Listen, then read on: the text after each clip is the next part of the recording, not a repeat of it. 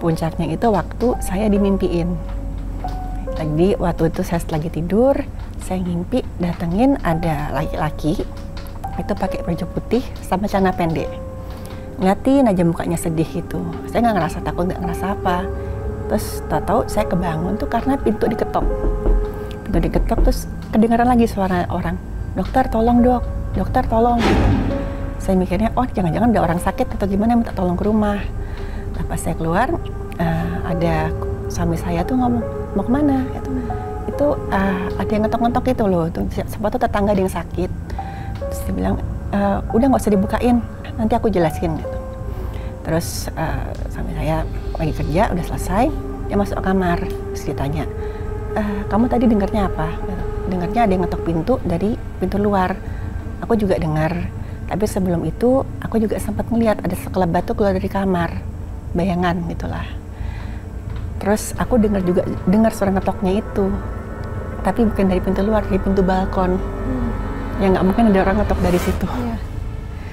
Terus nggak beberapa hari kemudian, salah satu penyidik itu hubungin saya di Japri, bilang dokter kalau boleh saya mau ketemu dokter. Ini karena ada salah satu anggota keluarganya dari luar kota, itu ada yang mau diomongin sama dokter. Gitu.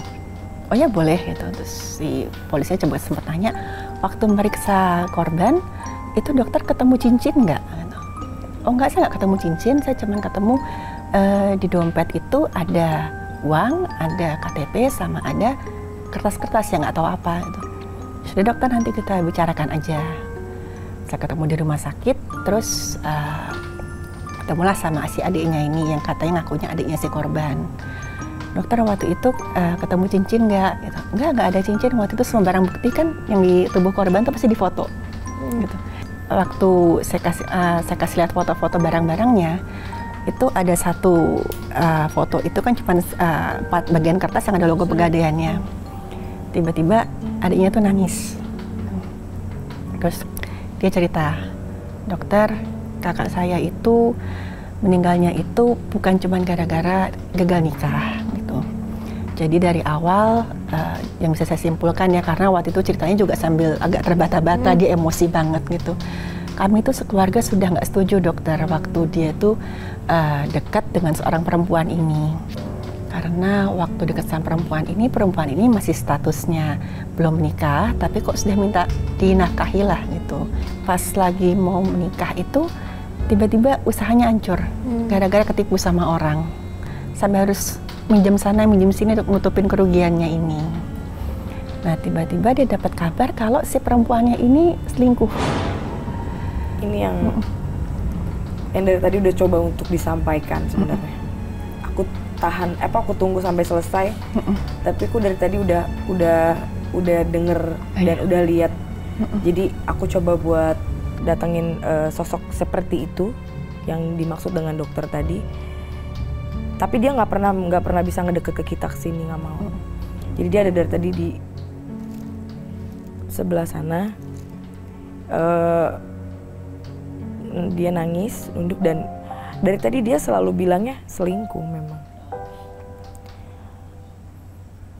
Hutang, selingkuh, dan ada beberapa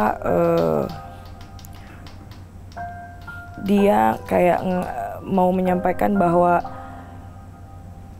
dia tuh menyesal. Dia sudah sangat mengecewakan keluarganya, banyak yang bukan miliknya dia. Jadi sebenarnya itu milik keluarga, orang tua, bahkan keluarga-keluarga yang tidak sekandung. Akhirnya sempat dia pakai untuk memenuhi apa yang calon istrinya mau saat itu. Sampai rasanya tuh dia udah nggak tahu gimana caranya dia bisa minta maaf ke keluarganya, terutama ke keluarga intinya dia, bahwa dia sudah sangat keterlaluan gitu. Dan aku ngeliat juga, jadi dari sosok dia, aku tergambar perempuannya. Emang kayak dia ini tuh udah kayak di bawah pengaruh perempuan itu. Jadi kayak apapun yang perempuan itu mau dan keluarganya mau, keluarga perempuan itu mau, dia itu otomatis akan nurut saat itu. Ketika dia akhirnya mau mengakhiri hidupnya itu sebenarnya bukan karena dia nggak bisa nikah, bener. Tapi dia sudah terlalu bikin kecewa banyak keluarganya dia, terutama orang tuanya. Dan dia udah nggak tahu lagi nih gimana caranya dia bisa nebus itu semua.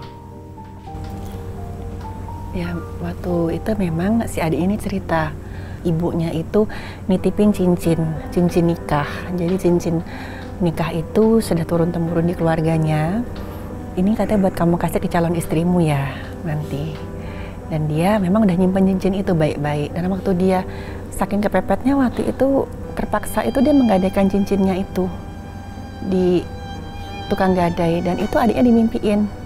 Wah, jadi nggak lama setelah dimakamkan itu, adiknya tuh dimimpiin si korbannya ini tuh datang sambil nangis gitu. Ngomongnya, aku udah buat salah gitu. Aku tuh udah bikin bapak ibu sedih. Dek, cincinnya ibu tolong dicari, itu nanti kamu yang megang buat nanti istrimu gitu. Terus nah cincinnya di mana? Waktu itu gadein gitu. Gadein di mana? Coba tanya dokter, suratnya ada gitu. Ternyata dapetnya cuma dari kwitansinya itu ada logonya. Udah. Terus saya tanya polisinya, saya lihat misalkan gini bisa nggak Pak dibantu buat dibuat tebuskan lah gini, atau identitasnya ini bisa nanti dicocokkan, bisa nanti kami bantu. Saya coba kasih sama polisinya, dokter masalah sudah selesai, cincinnya sudah dikembalikan ke keluarganya gitu.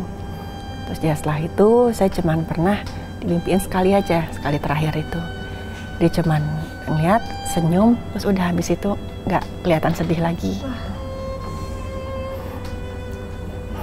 Luar biasa. Kak, ini berarti masih penasaran atau tetap itu adalah jin yang menyerupai nih?